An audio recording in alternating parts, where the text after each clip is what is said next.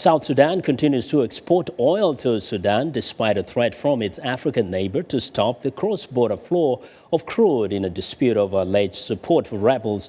According to its oil minister, Sudan has threatened to close the export pipelines within 2 months unless Juba gave up any support for insurgents operating along their shared border. Meanwhile, the United States is calling on Khartoum to hold off on its threat. For more perspective and information on this situation, we're joined by VOA State Department correspondent Scott Stearns. Hello, Scott. Hello, Vincent. Now, first, what is the U.S. telling Bashir of Khartoum?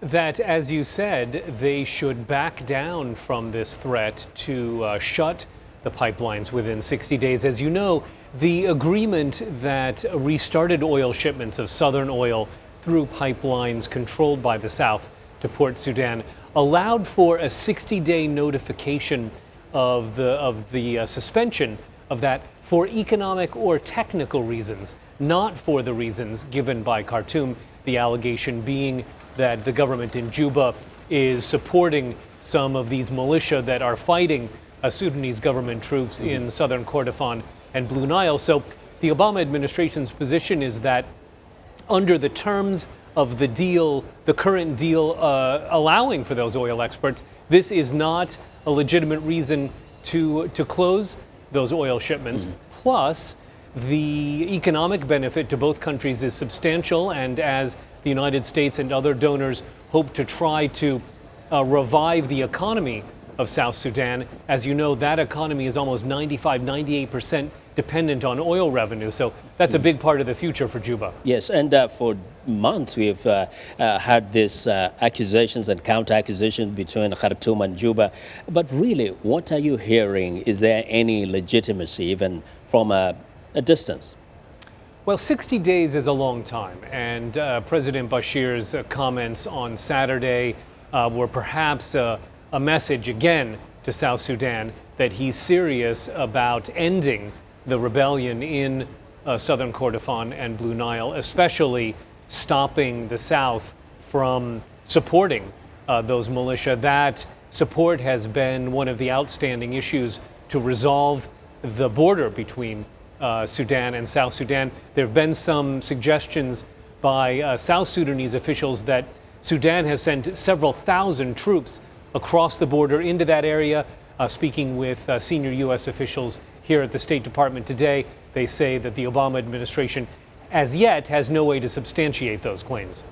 Now, in terms of the U.S., what kind of leverage does it have, especially with Khartoum?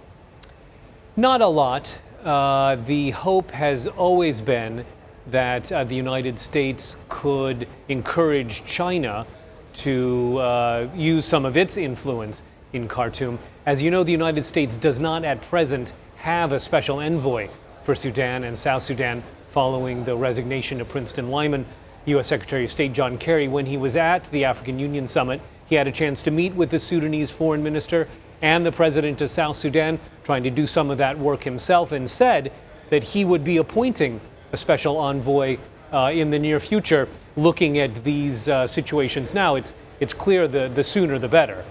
Now, I don't know if you probably had anything from that side, but what are the reasons why these two sides would be supporting rebels on each other's side? The people in southern Kordofan and Blue Nile, while they are north of the original demarcation line, many of those people fought along with the people in South Sudan against domination by Khartoum. So there are long-standing alliances there between South Sudan and many of the people in the regions of southern Kordofan and Blue Nile. You know, when there was open war between the government in Khartoum and who were then rebels in South Sudan, obviously creating instability along the border was part of that conflict. Some of those old habits have been hard to break. Well, thank you very much, Scott. Scott Stearns, Voice of America correspondent, reporting there from the State Department.